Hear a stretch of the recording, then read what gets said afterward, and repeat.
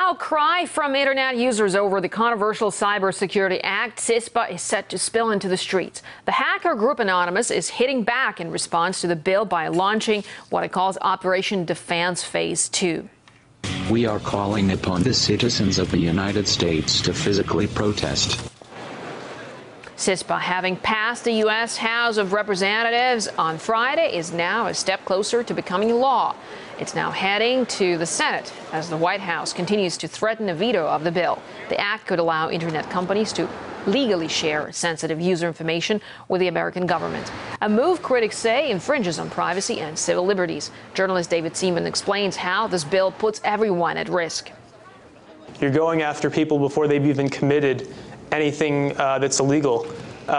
In the case that they added to that amendment, where they added that now they can do this to protect children, to protect minors, this can be something as vague as you know somebody who is 17 years old. If you have a cousin and he or she is 17, that's enough for the government to read through all of your emails potentially, all of your Facebook messages, every website you visit, and do all of these things, A, without telling you, and B, without obtaining a warrant or getting any kind of court involvement beforehand. And they can just go on this fishing expedition and see everything you've ever done online and then take it from there.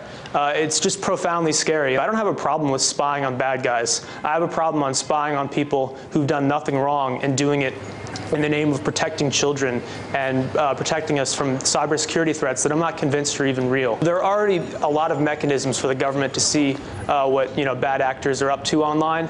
This is just a gross invasion of the everyday person's privacy. And for what? I don't understand what the trade-off is here. I don't understand what we gain as individuals in exchange for giving the government this free pass to look through all of our activities.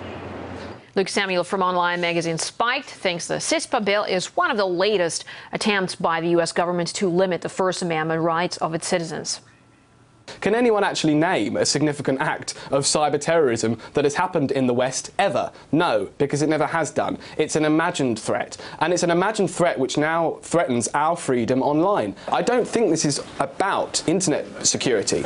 I think it's about national security generally. I think this act is more likely to be used to control and monitor efforts to organise terrorist attacks offline. Now, the danger with that is that in America specifically, we've recently had arrests of individuals for encouraging Al-Qaeda sympathies. Now, that used to not be possible in the under the American legal system because of the First Amendment. Because of these recent cases, there's a radical reinterpretation underway of the First Amendment and, more broadly, free speech's position in American society. So I don't think we should be concerned about that small minority who might, try and shut down MasterCard for another half an hour. We should be concerned about the American government's will and drive to control not just our freedom online, but our freedom to publish ideas more widely.